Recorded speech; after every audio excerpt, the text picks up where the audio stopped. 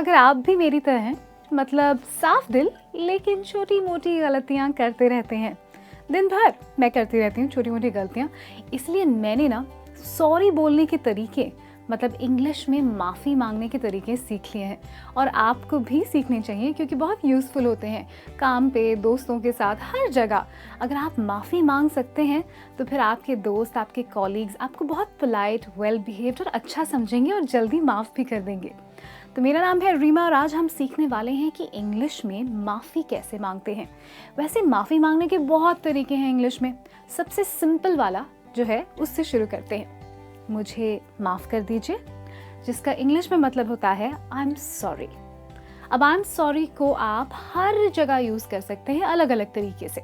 जैसे कि आप ऑफिस जाने में थोड़ा लेट हो गए तो आप कहेंगे ना, देर से आने के लिए माफ़ी चाहता हूँ।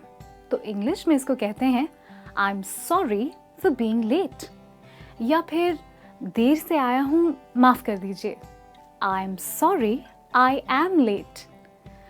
देर से आने के लिए माफ़ कर दीजिए ना, I am sorry to be late. या फिर मैं देर से पहुंचा इसीलिए sorry, I am sorry for coming late. अब ऐसा भी हो सकता है कि कभी कभी हम कुछ भूल जाते हैं। ऑफ कोर्स यार, इतनी बिजी लाइफ होती है, सब कुछ किसे याद रहता है। लेकिन अगर आप कुछ भूल गए हैं, खासकर कि ऑफिस की बहुत इंपॉर्टेंट फाइल, तो माफ़ी तो मांगनी पड़ेगी ना बॉस से। माफ़ कीजिए, मैं फ़ाइल लाना भूल गया या भूल गई। I am sorry I forgot to bring the file. जितनी पोलाइटली आप बोलेंगे ना, उतना ज़्यादा प्रभाव पड़ेगा।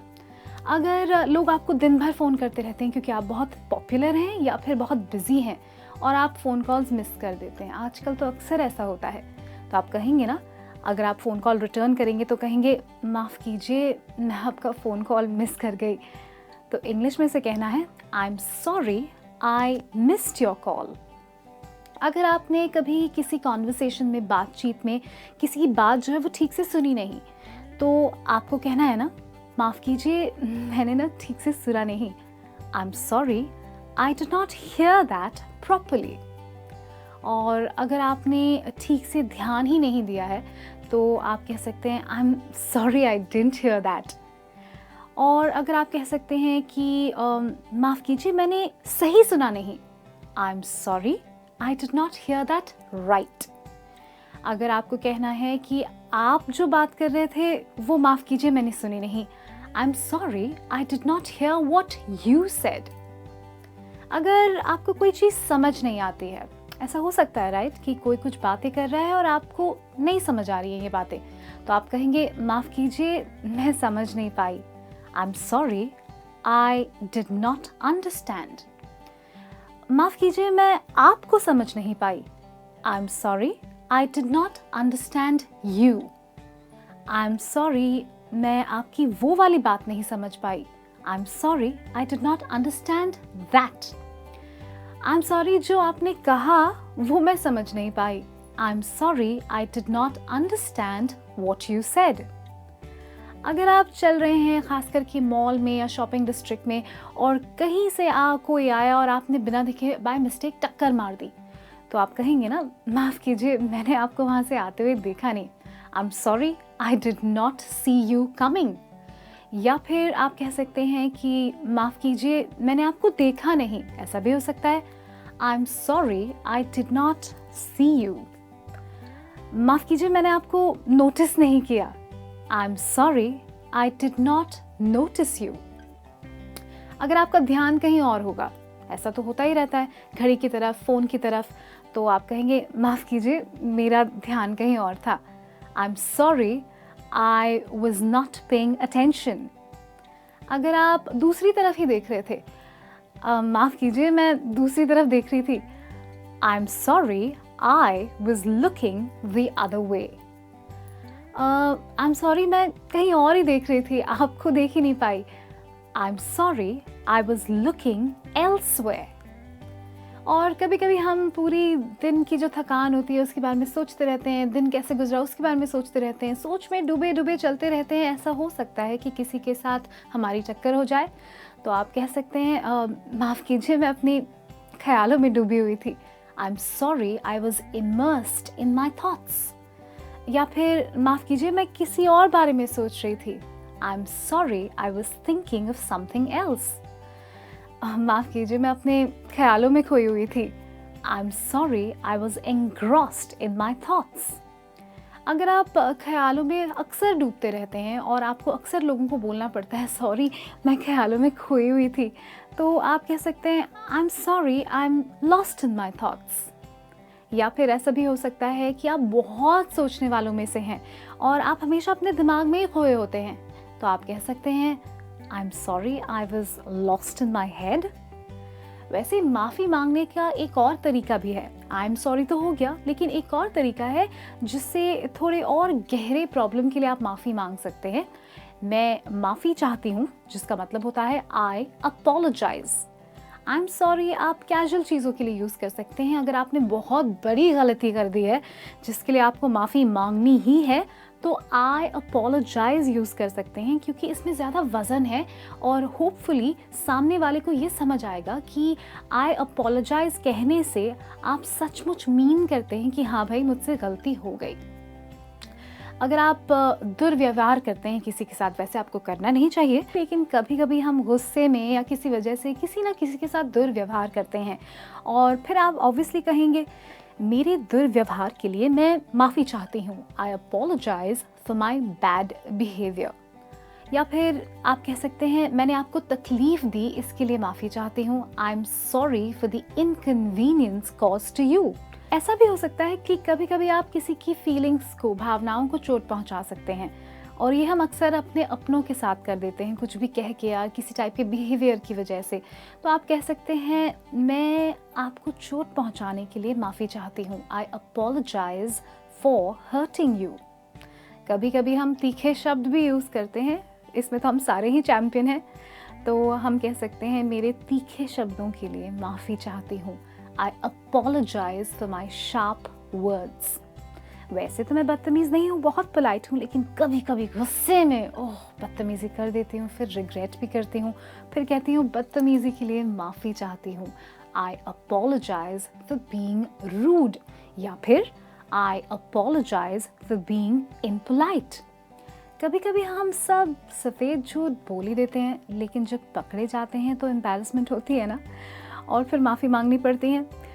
तो आपसे झूठ बोलने के लिए माफ़ी चाहती हूँ, I apologise for lying to you. या फिर I apologise for not being honest. एक और तरीका है, आप ये भी कह सकते हैं I apologise for not telling you the truth. और कभी कभी हम अपने अपनों का दिल भी दुखा देते हैं, तो आपका दिल दुखाने के लिए माफ़ी चाहती हूँ, इसे कैसे कहेंगे? I apologize for hurting your feelings। और कभी कभी बातों बातों में कुछ ऐसी बातों से हम किसी का दिल तोड़ भी देते हैं, तो माफ़ी चाहती हूँ आपका दिल तोड़ने के लिए, I apologize for breaking your heart। और इसे आप बहुत ही सेंसिटिवली बताइए, क्योंकि ऑब्वियसली जब दिल टूटता है सभी को दर्द होता है।